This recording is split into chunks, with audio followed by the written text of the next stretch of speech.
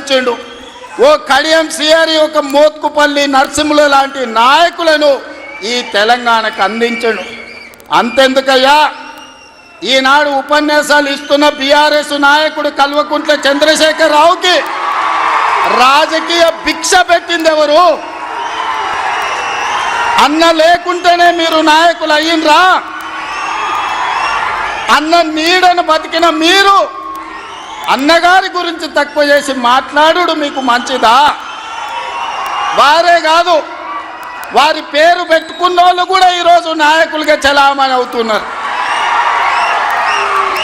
ఆయన ప్రోత్సాహం ఇచ్చి, ఆయన భుజము తట్టి, ఆయన అవకాశం ఇచ్చిన ఓ తుమ్మల, ఓ మండల, ఓ మండవ, ఓ జానా, ఓ మాధవరెడ్డి, ఓ దేవేందర్ గౌడ్, ఓ కడియం సిఆరి, ఓ మోత్కుపల్లి నరసింహులే కాదు, తెలంగాణలో నాయకత్వాన్ని వహిస్తున్న కల్వకుంట్ల చంద్రశేఖరరావును కూడా ఎన్టీ రామారావు గారికి గుర్తించే రాజకీయ అవకాశాలు కల్పించిన సంగతి ఎవరు మరవద్దు. ఇది చరిత్ర.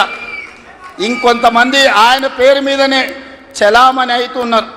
కొంతమంది నకిలీలు ఎప్పుడు ఉంటారు. వాళ్ళ ఆలోచనలు ఎట్లుంటాయో కూడా మనం చూస్తున్నాం. అందుకే ఇవాళ మిత్రులారా,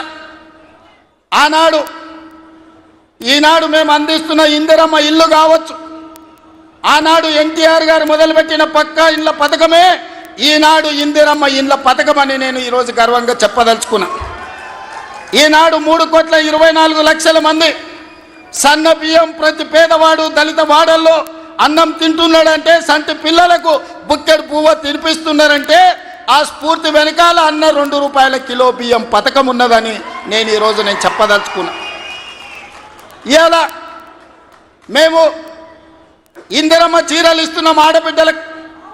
పండుగ పూట నాడు పెట్టే మేము చీర సారెగా భావించి ఈనాడు పాలపిట్టల లెక్క ఈరోజు మా ఆడబిడ్డలు చీర కట్టుకుంటున్నారు.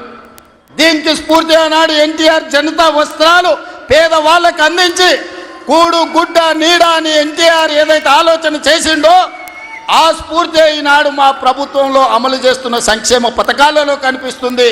మీరు ఒక్కసారి ఆలోచన చేయండి.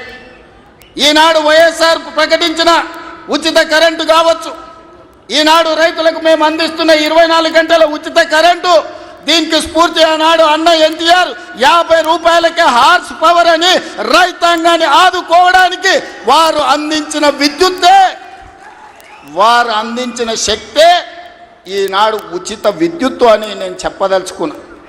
ఇవాళ మిత్రులారా, ఆనాడు ఎస్సీల కోసం, ఎస్టీల కోసం, మైనారిటీల కోసం అమ్మ ఇందిరమ్మ పాటుపడితే బలహీన వర్గాల కోసం అన్న ఎన్టీఆర్ పాటుపడ్డాడు.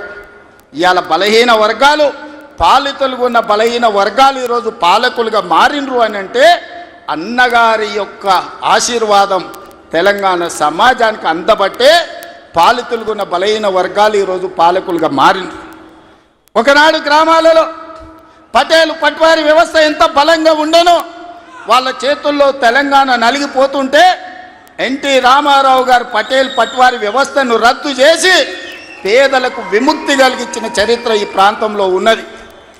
ఆనాడు ఇందిరాగాంధీ గారు సాయుధ రైతాంగ పోరాటాన్ని స్ఫూర్తిగా తీసుకొని దళితులకు, గిరిజనులకు, ఆదివాసీలకు భూ పంపకాలు చేపట్టి అసైన్మెంట్ పట్టాలు ఇచ్చి గ్రామాలలో ఉన్న పేదలకు ఆత్మ గౌరవాన్ని ఇందిరాగాంధీ గారు అందిస్తే పటేలు పట్వారి వ్యవస్థను రద్దు చేసి బలహీన వర్గాల ఆత్మగౌరవంతో బతికే అవకాశం ఎన్టీ రామారావు గారు కల్పించారు. మిత్రులారా, ఇవాళ ఎక్కడైనా చూడండి మా ప్రభుత్వం అమలు చేస్తున్న సంక్షేమం, మా ప్రభుత్వం అమలు పరుస్తున్న అభివృద్ధి ఇందిరాగాంధీ గారో ఎన్టీఆర్ గారో వారి స్ఫూర్తి కనిపిస్తుంది.